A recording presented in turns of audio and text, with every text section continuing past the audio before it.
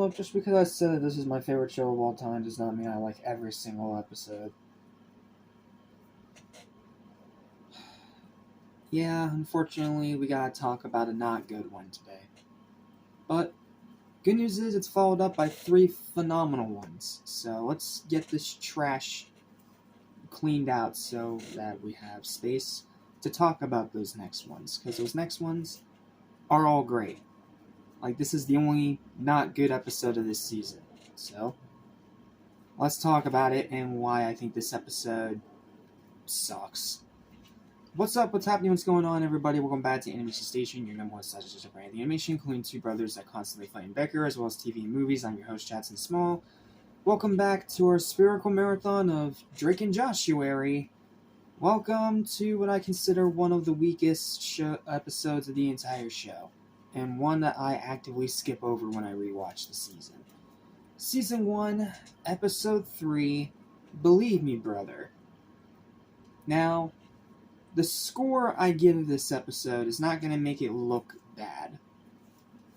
But, by all standards and definition, I think this episode's trash.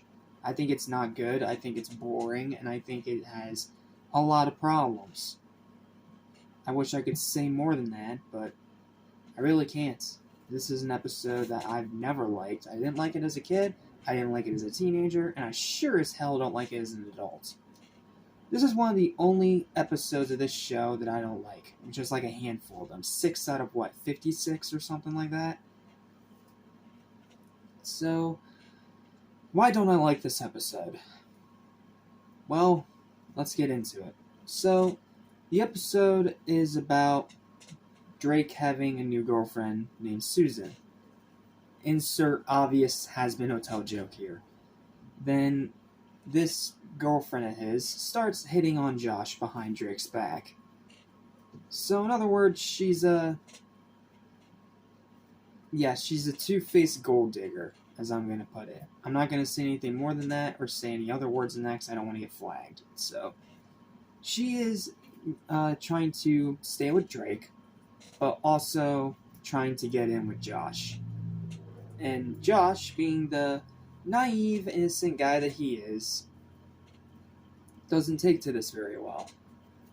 Because he understands that she is Drake's girlfriend and that he shouldn't be messing around with her. You know, because he's a smart kid. But unfortunately, Susan keeps deliberately putting him in scenarios that makes him look like an absolute idiot around her in front of Drake, which causes Drake to slowly lose trust in him, and then there's a scene where she forces Josh to kiss her. Yeah, it's the liar revealed story. It's the two-faced, cheating, liar revealed story. One that we have seen done 1,000 times in 1,000 other cartoons and shows. One of the most infamously terrible examples of this trope, obviously being everybody knows it's Bendy from Foster's Imaginary Home for Friends. Home for Imaginary Friends, whatever. That episode is infamous and terrible and still sucks now. This episode, it's not really infamous. People don't seem to really talk about it much. It's one of those episodes that kind of more just fades into obscurity.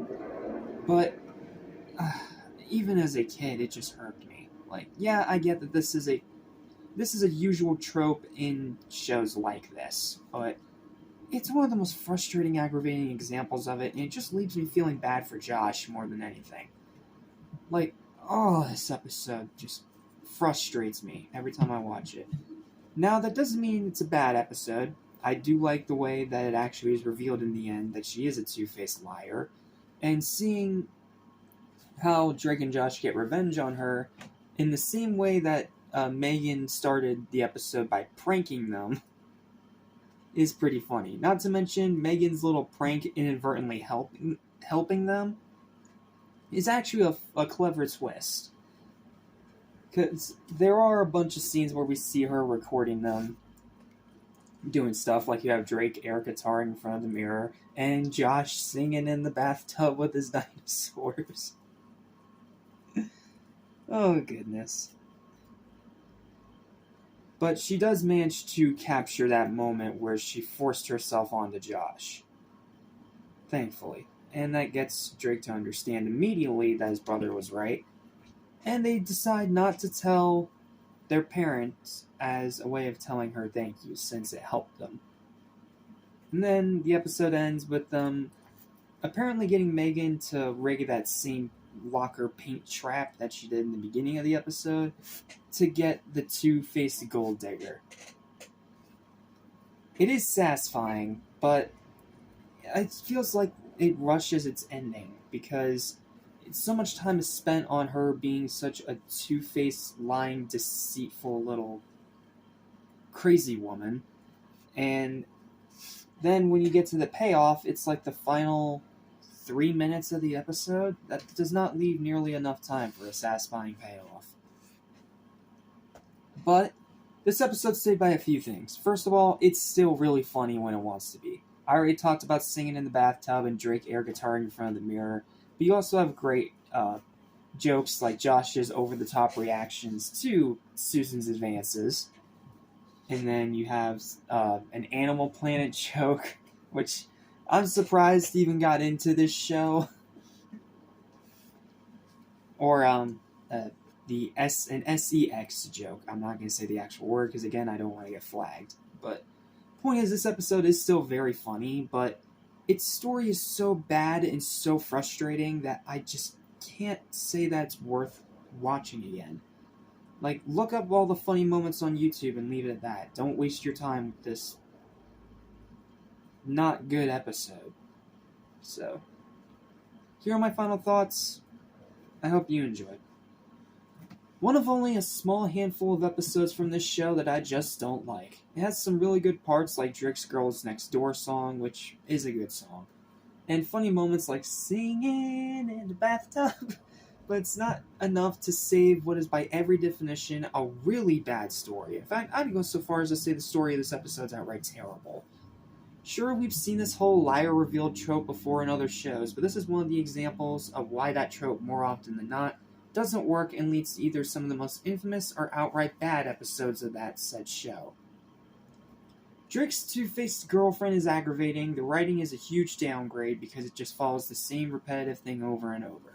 Susan advances on Josh, Drake sees something going on with them, and Josh has to try to defend himself, which just makes Drake madder and madder until he kicks him out of the bedroom. Over and over and over. The reveal of the liar is not very satisfying due to the rushed ending, the pacing is slower than a snail, and it's just all around very frustrating.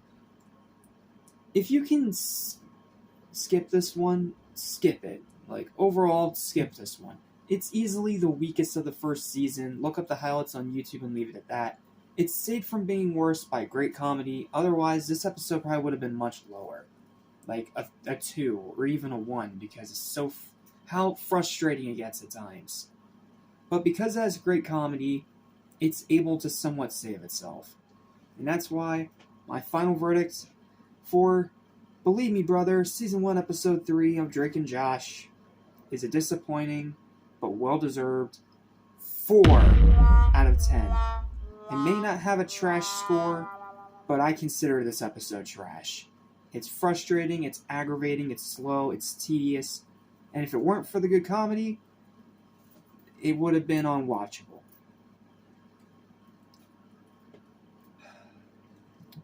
Thankfully, though, these under-par episodes of Drake and Josh are a very rare occurrence.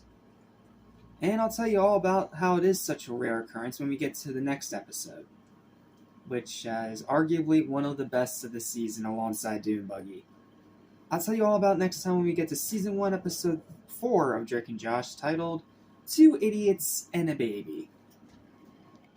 Listen, I want to forget. So listen and you won't regret. Be true to yourself, don't miss your chance. And you won't end up like the fool who ripped his pants.